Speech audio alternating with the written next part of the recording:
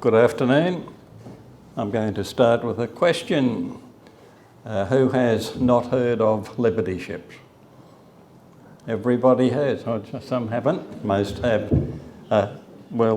Liberty ships were cargo ships mass-produced during World War II to replace ships that were sunk, mainly by the U-boats to get materials across the Atlantic to England. A lot of them ended up coming to Brisbane after the Pacific War started. They were all built in America, so the Americans obviously decided where they would go to carry cargo around, and quite a few came to Brisbane, around about two to three per week, as far as I can work out from the listings that I can get of ships that arrived here. So why I mention Liberty ships, the Pensacola Convoy had no Liberty ships. It arrived too early. The Liberty ships didn't get into production until later. So that makes the Pensacola Convoy much more interesting than later convoys, because the ships that came here, I feel anyway, each in its own right was of interest. And we'll get to that in a minute, or in a few minutes. We'll go back now to July 1941. The Japanese occupied Indochina, and the United States, as a result, froze Japanese assets. And the US War Department decided to boost the ground forces in the Philippines to 200,000 troops. About 100,000 of those would be Filipino soldiers, and another 75,000 would be taken across to the Philippines from America. Philippines had been considered indefensible up until then, ever since about 1909, because of their distance, mainly from the United States. It was felt that the Japanese or any Asian aggressor, for that matter, could get to the Philippines and have it conquered before the Americans could get there in strength. But after the assets were frozen, the War Department felt that with enough of the new B-17 bombers and plenty of soldiers in the Philippines, the archipelago could be held until reinforcements arrived from America. Their estimate for that to happen was about up to 9 months. So they might have been a bit optimistic there, I think, but they were, as events turned out. Douglas MacArthur, better known later and to us as General MacArthur, was Field Marshal of the Philippine Army at the time, and he'd been there since the start of 1938 in the role of building up and strengthening the Filipino army. He was recalled to the US Army in a presidential order in 1971 and put in command of the United States forces in the Far East, as his mixed command was called. He believed that he would have that number, the 200,000, reached by April 1942, when he considered the hostilities would begin. The Navy decided against any increase in their Asiatic fleet, which was based in the Philippines and was separate from the much larger Pacific fleet. In the United States, British Commonwealth Joint Basic War Plan, prepared secretly in Washington between January and March 1942. So in the plan, the Basic War Plan, which they got to put together in 1941, prepared in Washington between January and March 1941 to discuss actions, joint actions, if America and Britain were simultaneously fighting Germany, Italy and Japan. The British opened with a summary of their views. The European theatre was the vital theatre, where a decision must first be sought, hopefully won. The general policy should therefore be to defeat Germany and Italy first, and then deal with Japan. The security of the Far Eastern position, that's Asia and us, including Australia and New Zealand, is essential to the cohesion of the British Commonwealth and to the maintenance of its war effort. Singapore is the key to the defence of these interests, and its retention must be assured. They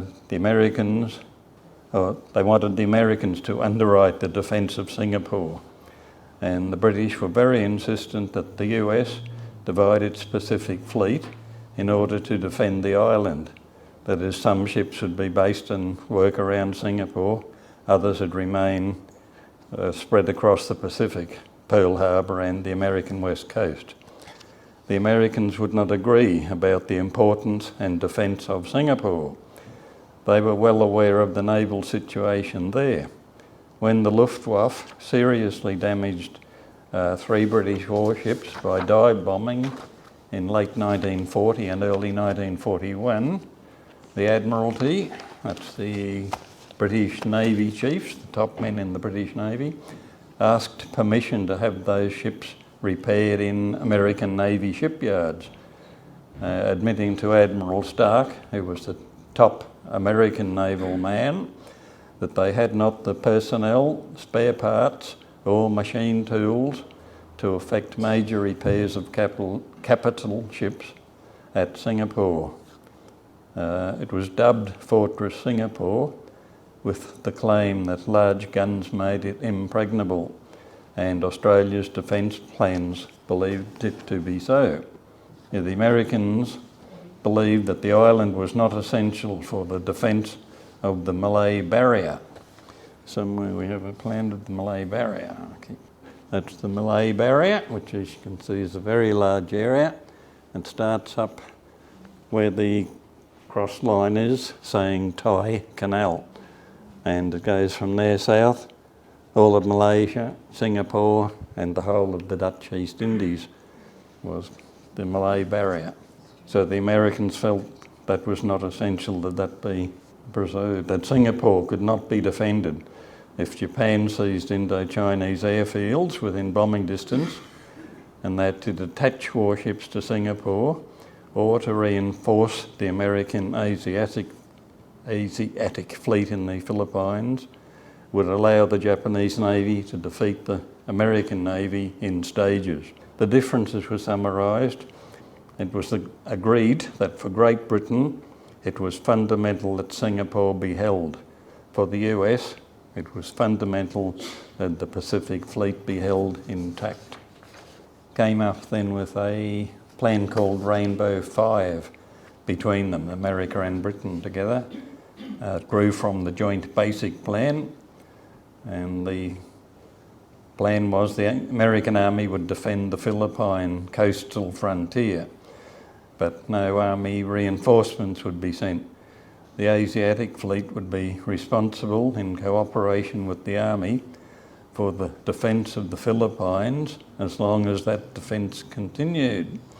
But the Navy, as I said earlier, planned no reinforcements. The plan was, and they began to reinforce the Philippines. A series of convoys, of course, crossed the Pacific, taking the American troops as they built up the numbers.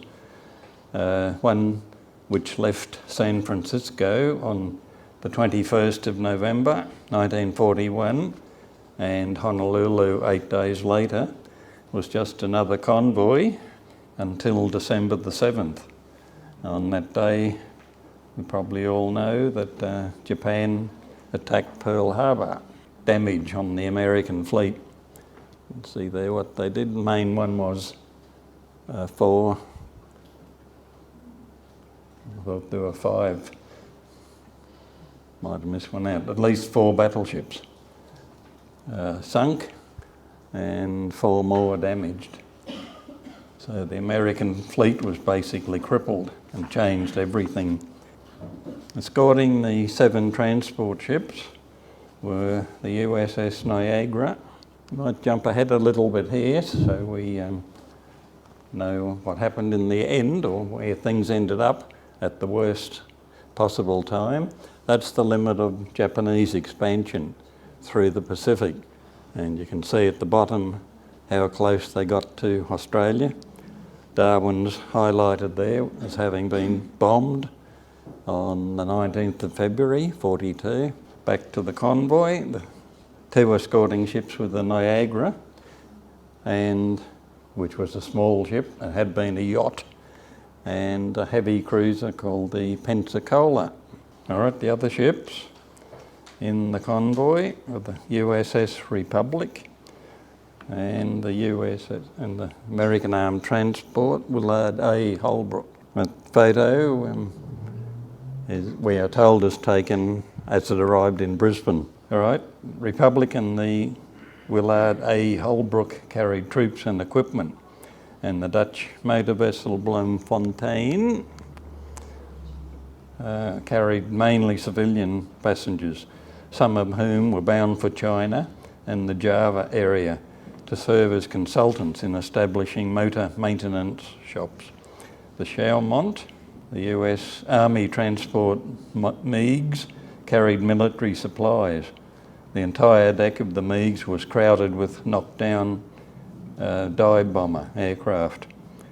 And there were two small steam engine freighters, Admiral Halstead and a sister ship Coast Farmer, loaded primarily with peacetime supplies for stores in Guam and Manila, proceeding at the best speed of the last named two, which was about 10 knots or 19 kilometres an hour.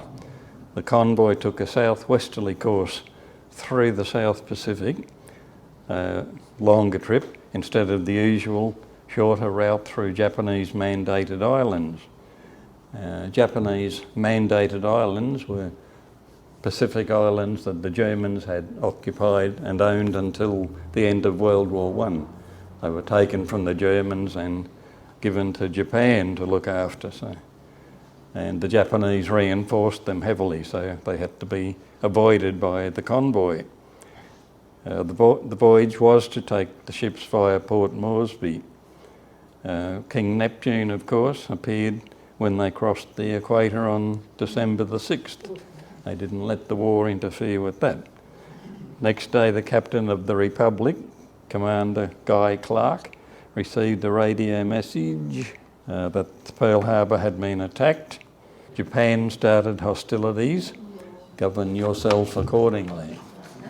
So that's what the scribble reads. Asiatic fleet up in the top left. As they pushed on, the ships prepared as best they could to protect themselves. They were painted grey.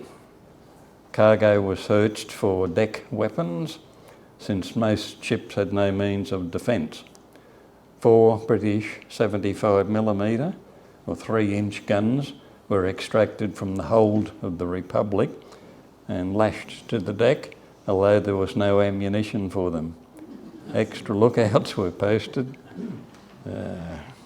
All personnel were ordered to wear life jackets and carry full canteens of water, and life rafts were set out on decks. A stop at Suva was ordered by the Navy on December the 8th to await further orders after exploratory, in inverted commas, Japanese landings on the Philippines. At Bataan Island, north of Luzon, and extreme damage was inflicted on American planes, Air Force planes, at Clark Field on Luzon. Shocked by the results and the success of the Pearl Harbor attack, most American military planners realised that America could not defend or reinforce the Philippines. They'd been faced with that problem since 1909. In Washington on December the 9th, a meeting of the Joint Army-Navy Board, that's purely American people, not the Joint British-American Committee. Those planners agreed that the Pensacola convoy should be recalled immediately. Rear Admiral Turner wanted it directed to reinforce Pearl Harbor, and Brigadier General, Army man, said if the convoy did not return to Hawaii, then it should go back to the US mainland. General MacArthur, seemingly not realising the full import of the crippling of the fleet at Pearl Harbor, was adamant that the Navy, or a joint fleet of American, British, Dutch and Australian warships, could not only deliver to him essential equipment by escorting the Pensacola convoy and flying planes off aircraft carriers, but could attack Japan from the north, forcing them to pull back to defend their country. He urged the War Department to request Russia to attack Japan. President Roosevelt asked Stalin for a joint planning conference to discuss that, but got a cool, perhaps in spring, response from Uncle Joe. The idea was apparently discarded in Washington after British Prime Minister Winston Churchill rejected the idea. After learning that the Prince of Wales and Repulse had been sunk off Malaya by Japanese aircraft on December the 10th, which was still the 9th in Washington, Admiral Hart decided to move his Asiatic fleet southwards to safety. It was an outweighed force, a fleet to provide a peacetime military presence rather than an adequate battle fleet. Shown by the loss of the 2 British capital ships, it couldn't survive without proper aerial defences. MacArthur was startled. Hart said the Japanese had the Philippines blockaded and predicted that the Pensacola convoy would never reach Manila. In Washington on December the 10th, President Roosevelt suggested at a White House meeting that the material, that's the equipment, in the convoy be delivered to the Southwest Pacific. He referred the matter back to the Joint Board, whose members suddenly found that they liked the suggestion from their Commander-in-Chief and decided that same day to send the convoy to Brisbane by way of Suva. The convoy reached Suva on December the 12th, the same day that Australian warships were dispatched from Sydney to cover the last segment. Canberra and Perth left on the 12th, refuelled here in Brisbane on the 15th and departed for the New Caledonia area to meet the New Zealand cruiser Achilles and the convoy. The refuelling in Brisbane was an interesting process. The Navy in about 1936 built 3 very large oil storage tanks on an old quarry at Windsor at the corner of Newmarket Road and Lutwyche Road. They're not there anymore, but they were there during the war, and they just had gravity feed from there down through a pipeline all the way to Newstead Wharf, and Navy refuelled their ships there. So that's a bit of history that's gone. Also on the 12th, the troops on the convoy ships were designated Task Force South Pacific under the command of a Brigadier General Barnes. On arrival in Brisbane, they would become the United States Forces in Australia and be met by Major General Brett, to arrive from Chongqing, who was directed to establish here a supply service to the Philippines. His assistant would be Brigadier General Claggett, who was on his way here from Manila. From Fiji, the convoy zigzagged towards Brisbane. To ensure that rations lasted, soldiers received only 2 daily meals.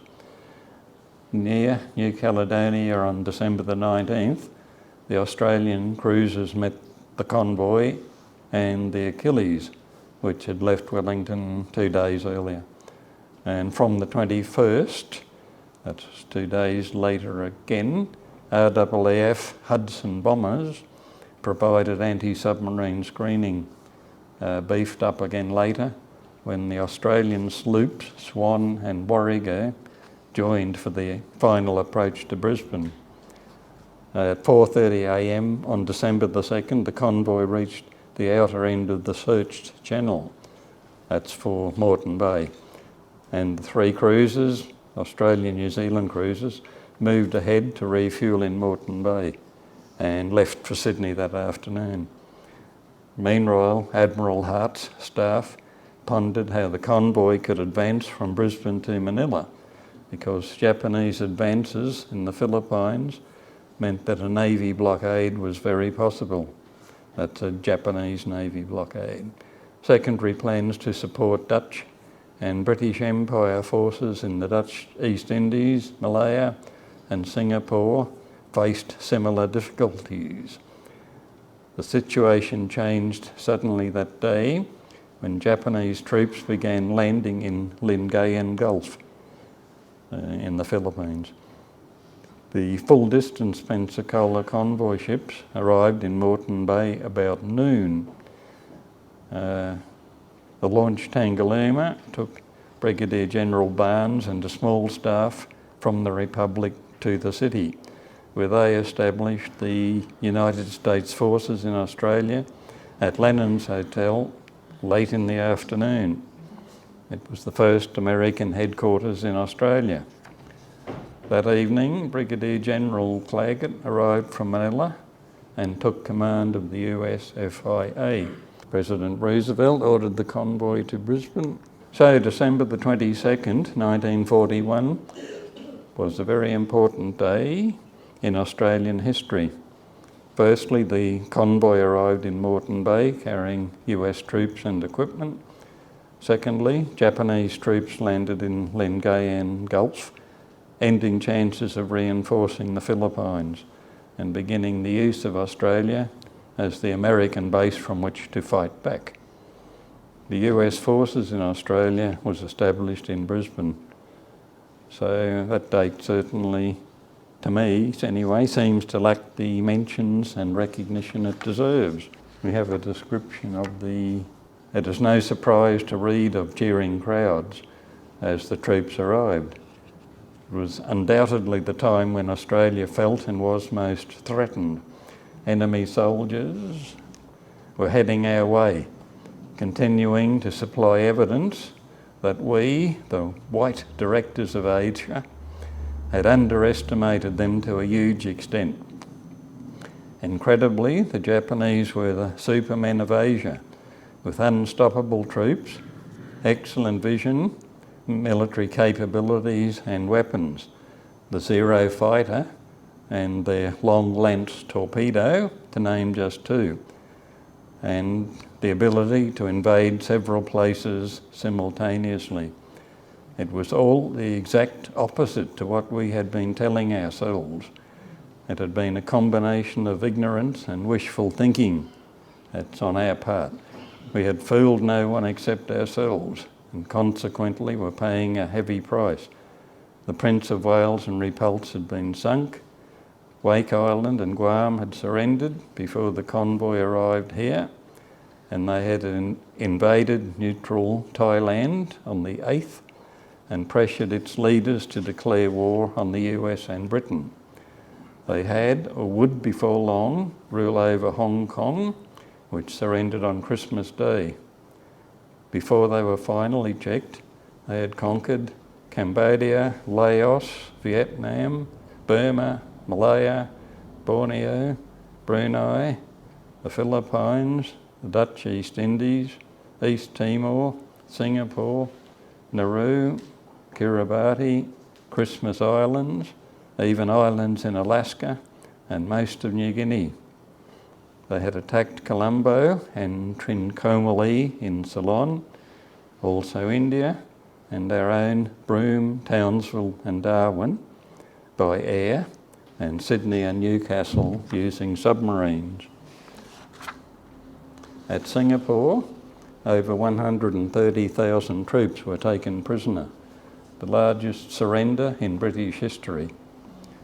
In the Philippines, about 78,000 American and local soldiers were captured, the biggest ever surrender of US soldiers. Commissioned in Japan on December the 16th, 1941, was the Yamato, 63,000 tonnes, and later awarded the description super battleship because of her massive construction and particularly her 18.1-inch guns. The biggest guns any other battleships had were 16-inch. She had been built in secret and was the first of 3. The troops disembarked in our lingo in Brisbane on the afternoon of December the 23rd and were taken to temporary quarters at Amberley Field and 2 local racetracks, Ascot and Doomben, where they were accommodated in tents erected by the Australian Army while awaiting further instructions. Major General Brett reached Brisbane on the first day of 1942. 2 days later, at a conference between the American generals and the Australian chiefs of staff, machinery to ensure close cooperation was worked out. The conference recommended a joint American-Australian organisation to enable the use of Australia as a base for American operations along the Malay Barrier and to maintain contact with the Philippines. It had been decided in Washington to send the most important items of equipment to Manila by air, organised by General Brett. Oh, I got General Brett here somewhere. You know who that is. General Brett is the lower of the 2 there. The planes sent in the convoy were assembled, but no engine coolant had been provided for the fighters, and the dive bombers lacked trigger motors, gun sight solenoids and gun mounts. After days were spent searching, it was found that they'd been overlooked, nailed in the packing crates and burned with the crates due to inexperience in the people who packed it and unpacked everything. The Pensacola received orders on December the 24th to escort those ships of its convoy, which would be continuing towards fighting areas, to go to the Torres Strait before returning, probably to Pearl Harbor, and rejoining the fleet. On the 28th, after 5 days of arranging cargo, which had been haphazardly loaded in a peacetime manner, 2 artillery battalions, well, they had to be all reloaded, taken out and loaded in a logical order to come out in the correct order when the troops landed. 2 artillery battalions left aboard the Chaumont and the Willard A. Holbrook for Manila. Still optimistic there. Escorted by the Pensacola. The Bloemfontein left next day and caught up before the other 3 reached Torres Strait, where the 3 transports now were handed over to the cruiser USS Houston and her accompanying destroyers. But Japanese troops in Borneo meant that they could not reach the Philippines, and on New Year's Day, General Brett ordered them to Darwin, which had been selected for development as the major base in Australia from which to fight back, probably the major base anywhere in the Pacific area to fight back. From there, the Bloemfontein, escorted by other American cruisers and destroyers, delivered men to Surabaya on January the 11th. She returned to Darwin, then went to Wellington and San Francisco. She survived the war but did not call at Brisbane again. The Chaumont returned to Brisbane from January the 30th till February the 12th, then went to Sydney, Wellington and Panama as she returned to America. The Admiral Halstead left Brisbane on January the 21st and was in Darwin, providing a major risk of explosion during the Japanese attack. Her crew were awarded for their heroic actions after finishing unloading 14,000 barrels of gasoline, what made her a potential explosion. She travelled anti-clockwise around Australia to Newcastle.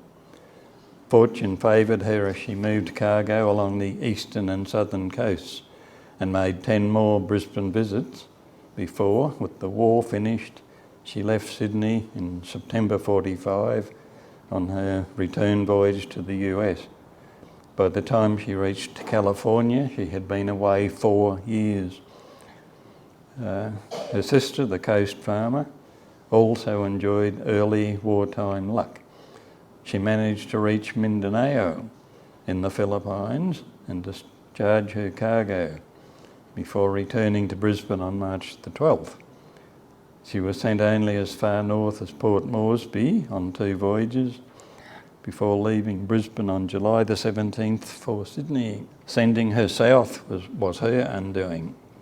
She was torpedoed and sunk near Cape Perpendicular on July the 20th while steaming from Sydney to Melbourne.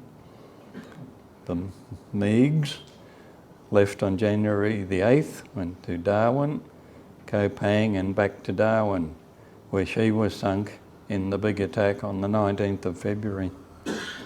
The Republic departed on Boxing Day for Sydney, then returned to San Francisco and spent 42, 43 and 44 transporting troops and supplies from Honolulu across the Pacific. She was retired from the Navy in February 45 and transferred to the Army at 42 years of age for conversion to a hospital ship. The Pensacola returned to Brisbane on January the 7th for a short stay, under 6 hours, before leaving for Pearl Harbor. She went to Newstead, probably to refuel from the big oil tanks that I mentioned earlier. She was almost sunk at the Battle of Tassafaronga, but survived the war. Thus were dispersed the ships of the Pensacola Convoy. This is an interesting one, quickly then. People have probably all read it by now. The diplomatic language persisted too through the war. General MacArthur didn't just arrive, he had to be introduced diplomatically before he got here. And he became great friends. He and our Prime Minister, John Curtin, got along very well, which was very fortunate, of course, from our point of view. MacArthur arrived in Australia on March the 17th. B-17, 2 B-17 bombers. Well, firstly, he'd been ordered to leave the Philippines by President Roosevelt. I think it was the 11th of March he left Manila, or the military base near Manila, where all the American troops were holed up, living in tunnels and so on, Corregidor.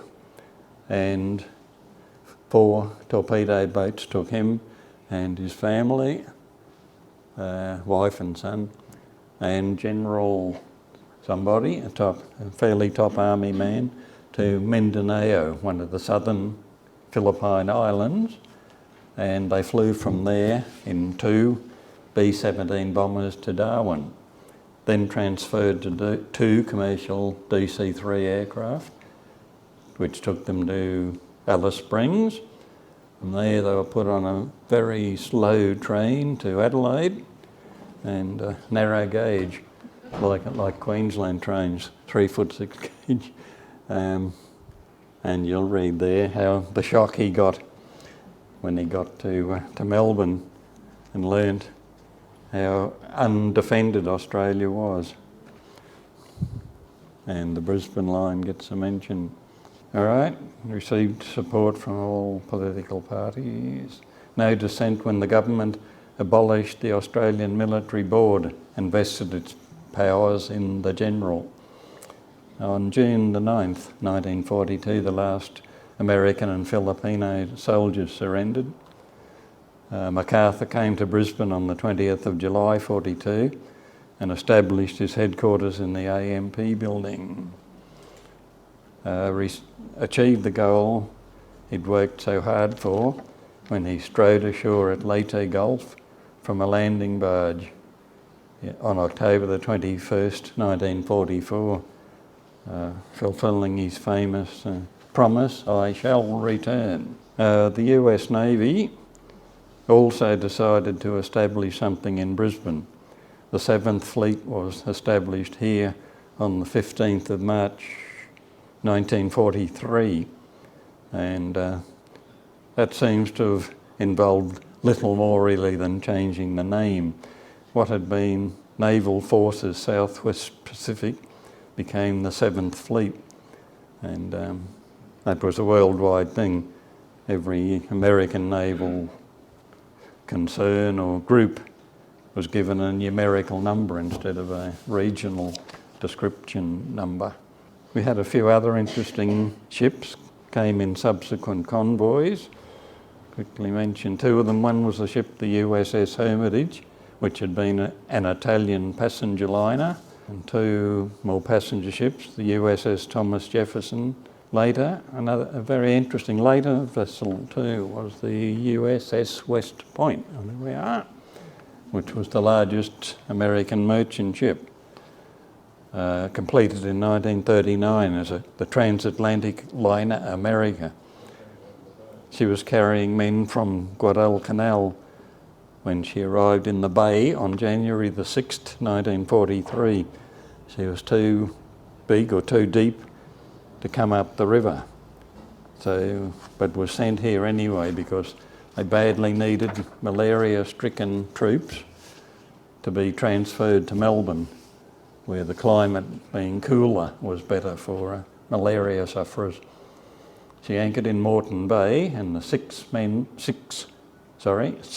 men were loaded from barges until she left on January the 10th. Among quite a few escort carriers, or baby flat tops as they were called, were the Long Island and the Midway. This one, the Long Island, was the first escort carrier. The Midway, called here, and later its name was changed to St. Lo to free up the name for a big American aircraft carrier, the biggest one being built at the time.